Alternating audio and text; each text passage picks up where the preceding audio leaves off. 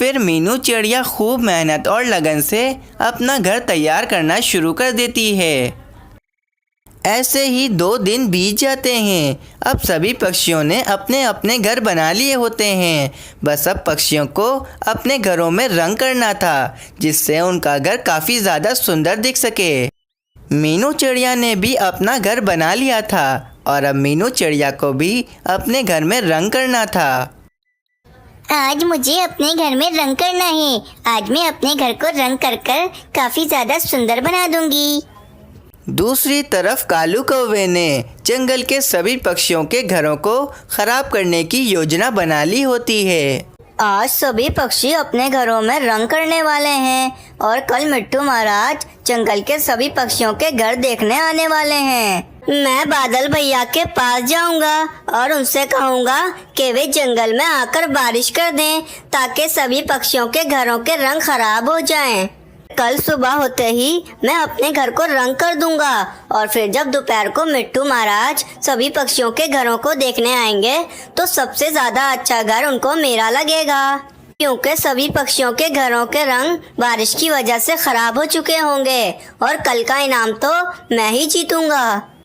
फिर ये कहकर कालू कौवा बादलों के पास चला जाता है और वहीं जंगल के सभी पक्षियों ने अपने घरों को रंग कर कर तैयार कर दिया होता है। मैंने अपने घर को एकदम तैयार कर दिया है। मैंने अपने घर को रंग भी कर दिया है।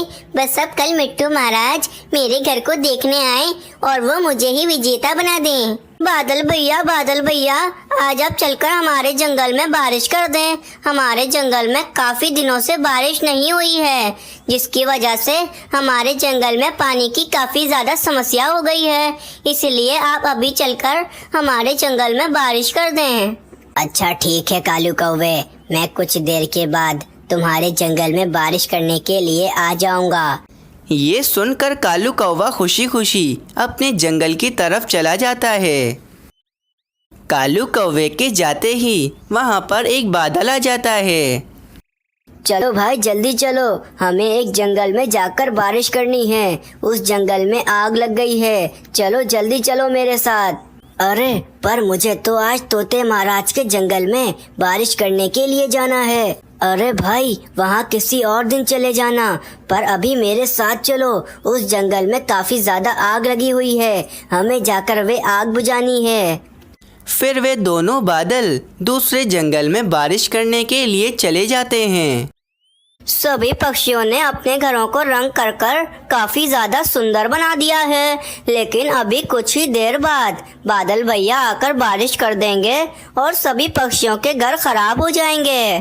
कालू कौवे को बादल का इंतज़ार करते करते रात हो जाती है, लेकिन वे बादल तो बारिश करने के लिए आता ही नहीं है। कालू कौवा सो जाता है। कल बादल तो बारिश करने के लिए आया ही नहीं, मेरा तो सारा प्लान चौपट हो गया। चलो अभी मैं जाकर अपने घर को रंग कर देता हूँ। वैसे भी दोपहर तक मिट्टू महाराज सभी पक्षियों के घरों को देखने आने वाले हैं। मैं जाकर अभी अपने घर को रंग कर देता हूँ ताकि मेरा घर भी सुंदर दिखे। कुछ देर में कालू कौवे ने अपने घर को काफ़ी ज़्यादा अच्छा रंग कर दिया था और अब कालू कौवे का घर भी काफ़ी ज़्यादा सुंदर दिखाई दे रहा था। मेरा घर तो काफी ज्यादा सुंदर दिखाई दे रहा है। लगता है आज का विजेता मैं ही बनने वाला हूँ। चलो भाई, आज मुझे तोते महाराज के जंगल में जाकर बारिश करनी है। कल तो मैं गया नहीं, चलो आज ही जाकर मैं उस जंगल में बारिश कर देता हूँ। फिर कुछ ही देर के बाद मिट्टू महाराज के जंगल में काफ़ी ज़ोरों से बारिश होना शुरू हो जाती है। बाप रे बाप, ये बारिश कैसे शुरू हो गई? मैंने अपने घर को अभी रंग किया है, मेरा घर तो खराब हो जाएगा। मुझे कुछ करना पड़ेगा। कुछ देर के बाद बारिश रुक जाती है और कालू कौवे का घर काफ़ी ज़्यादा ख़राब हो जाता है। मिट्टू महाराज तोते के घर के बाहर आते हैं और वे आकर तोते का घर देखते हैं। तुमने अपना घर काफी ज्यादा सुंदर बनाया है। चलो तोते, अब मैं जाकर और पक्षियों का घर भी देखता हूँ कि उनने अपना घर कैसा बनाया है। इस तरह तोते महाराज जंगल के एक एक पक्षी के घर में जाकर उनका घर देखते हैं। फिर तोते महाराज कालू कौवे के घर के बाहर आते हैं और वे कालू कौवे का खराब सा घर देखकर काफी ज्यादा गुस्सा हो जाते हैं। ये क्या कालू कौवे, तुमने अपने घर को रंग नहीं किया। तुम्हारा घर कितना ज्यादा बुरा दिख रहा है। मुझे तुम्हारा घर बिल्कुल पसंद नहीं आया। चलो अब बस मीनू चिड़िया बची है। अब मुझे मीनू चिड़िया का जाकर घर देखना है। देखता हूँ कि मीनू चिड़िया ने अपना घर कैसा बनाया है।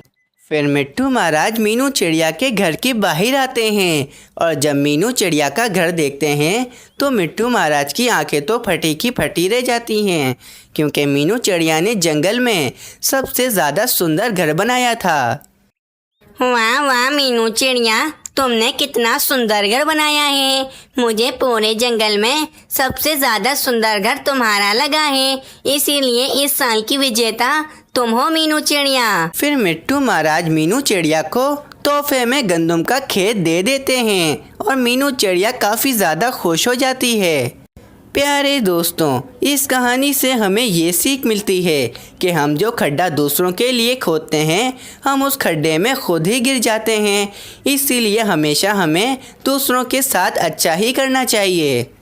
तो प्यारे दोस्तों, आप लोगों को ये कहानी कैसी लगी हमें कमेंट कर ज़रूर बताएं। हमें आपके कमेंट का बेसब्री से इंतज़ार रहेगा।